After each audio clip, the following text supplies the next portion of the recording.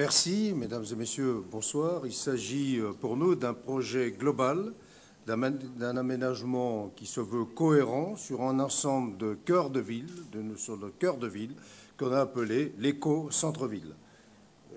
Je vous laisse le soin peut-être de passer, voilà. Ce projet est axé autour d'une qualité environnementale qui s'appuie sur un état naturel existant. Je veux parler de la rivière qui traverse le centre de cette ville, et puis un écrin de verdure important qui, évidemment, est à préserver.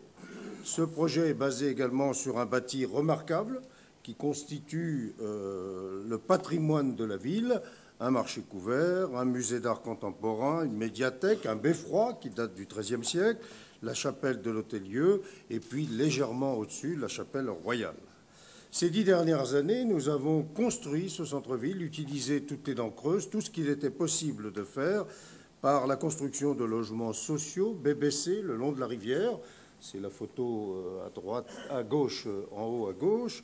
Et puis des programmes immobiliers qui conjuguaient à la fois la nécessité de renforcer le commerce de centre-ville et l'habitat privé. Des aménagements de surface qualitatifs. On voit là la cour de l'Hôtel-Dieu sur la partie haute de la photo à droite. Et puis une place dit Mézira, que l'on appelle Mézira, avec un parking souterrain de 400 places, parking souterrain paysager, gratuit pour les usagers. Un aspect environnemental avec l'aménagement, on voit ici en bleu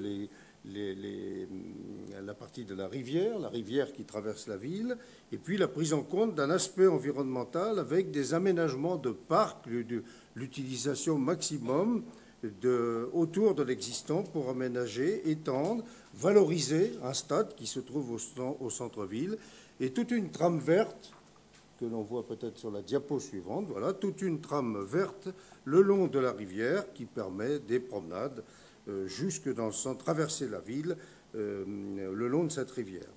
Une découverture, il fut une époque où la rivière, dans son centre-ville, avait été couverte.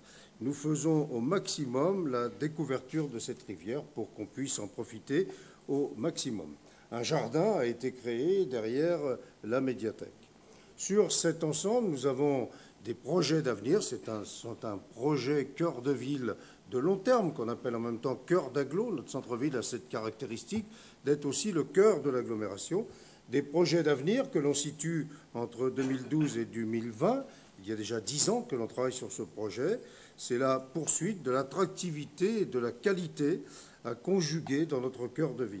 Il s'agit pour nous, diapo suivante, d'un pôle-gare. On le voit en bleu en bas. Travailler autour d'un pôle-gare, d'un écoquartier. Et autour de ce pôle-gare également, écoquartier qu'on voit un tout petit peu plus haut, et autour de ce pôle-gare, la construction, d'ores et déjà en cours, de services publics de proximité, Pôle emploi y est, et également à côté d'un espace multimodal favorisant l'accès aux services publics autour de ce pôle.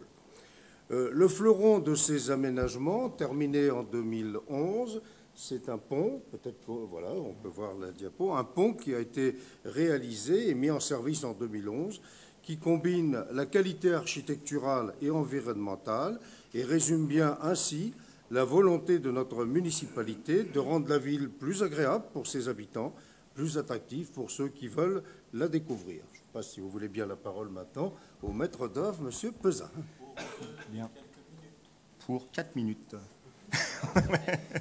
4 minutes, ça va être court, mais c'est vrai que beaucoup plus long prévu, alors, excusez-moi. L'une des particularités de ce qui est présenté ce soir, sans doute par rapport aux autres opérations, c'est qu'on ne construit pas ici un morceau de ville dans la nature, on est plutôt en train d'essayer de réinsérer la nature en ville. C'est comme un travail de longue haleine, monsieur le maire l'a présenté, de reconquête écologique dans un tissu urbain constitué. Alors l'ouvrage qui est présenté ici, je ne sais pas si c'est le fleuron, mais en tout cas c'est un bel exemple qu'aucun acte urbain ne peut être gratuit. Il doit effectivement penser au-delà de destination première. Il s'agissait en tout premier lieu ici de désengorger le centre-ville de flux de circulation importants, de rendre ce centre-ville plus accessible aux piétons. Eh bien, plutôt que de penser simplement une voie de contournement comme elle aurait pu être, c'était d'imaginer que cet axe jaune que vous voyez puisse être un moteur, au contraire, de l'attractivité de ce centre-ville. Donc de transformer l'idée d'un ouvrage routier, ça pourrait être atypique de présenter un ouvrage routier dans une démarche d'écoquartier, de le penser autrement comme un acteur à part entière qui puisse permettre, par exemple, d'intégrer la place du champ de foire, qui est un lieu tout proche du centre-ville, mais relativement délaissé aujourd'hui, de permettre bien sûr de préserver un espace naturel remarquable qui était une vraie contrainte initiale. Comment passer une voie à double sens, un trottoir, sans dénaturer cet espace-là, au contraire de retourner la contrainte pour en faire un lieu de révélation de cette qualité d'espace naturel et faire que tous les habitants de Dreux puissent profiter de cet espace-là au quotidien. Alors voilà, émergence d'un nouveau morceau de ville grâce à cette voie nouvelle, pas une voie de désenclavement. C'est passé par exemple ici en zoom, l'une des connexions d'entrée de ville avec un ouvrage de gestion des eaux pluviales qui ne soit pas masqué mais qui soit fortement valorisé.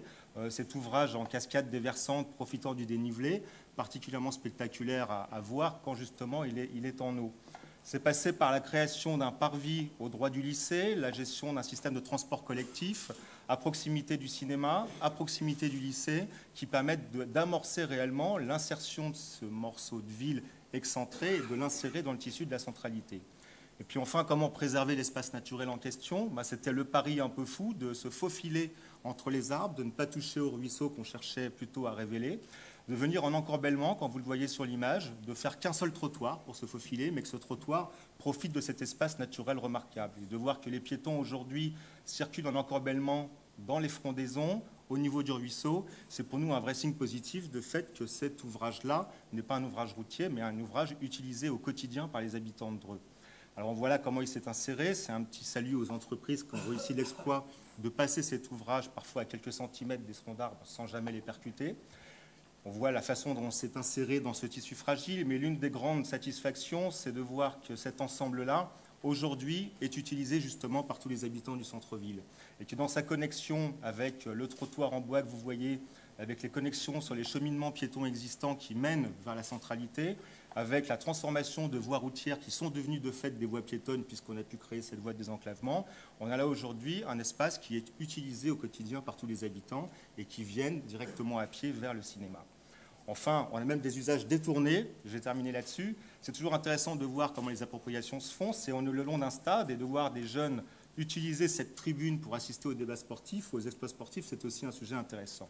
Enfin, en conclusion, quelques images pour montrer qu'une démarche urbaine, architecturale, environnementale, sociale n'est pas déconnectée l'idée que tout repose sur un travail qualitatif, de détail, de mise en lumière, de mise en scène, et que c'est grâce à tous ces ensembles-là que finalement un ouvrage considéré comme un ouvrage routier devra un instrument de ville à part entière, spectaculaire dans le cadre de sa transformation. Voilà.